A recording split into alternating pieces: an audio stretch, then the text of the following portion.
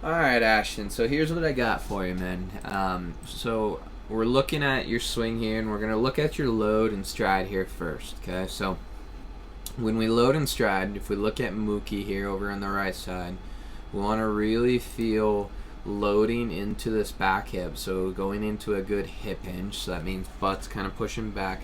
We want to coil around that back hip. So our leg or our back hip here and leg will kind of counter rotate back, pivoting around the hip and pivoting around the knee. Okay, so what that looks like here, if we go through it. So see how his butt pushes back. He's really bending at the hip there as he goes. The knee is very stable, so we're turning around that knee there. And then the lift of the leg should come from the front hip flexor. Okay, so it shouldn't push off the ground there. We should lift our leg from this front hip flexor as our back leg holds us in the air and holds us stable. Okay, so if we look at Mookie here with that, so very good move there. He's going into a good hip hinge.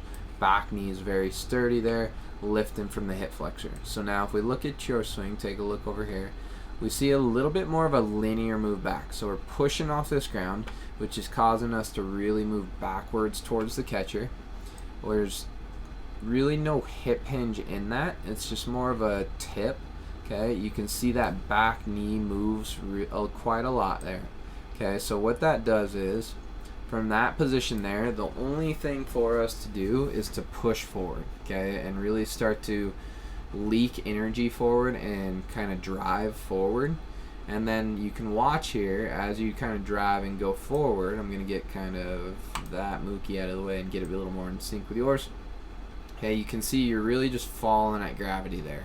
Okay, all the weight's going forward, hips going forward, but we're losing that knee bend there. There's not much hip hinge there, so we need to get our butt back a little bit more.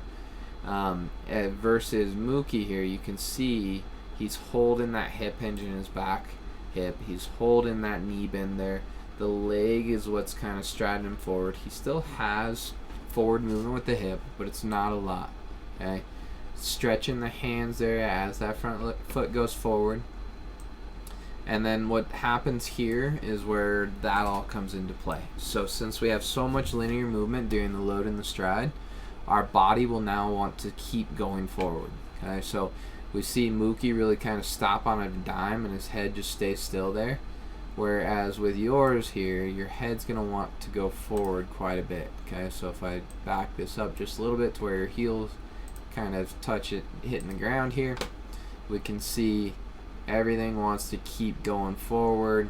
Posture is really in front of that line. We got a big V here. We want that to be a little more in a straight line. Okay, so if I go back, so we want it to be a little more in a straight line with that front leg, so you can see that head's forward.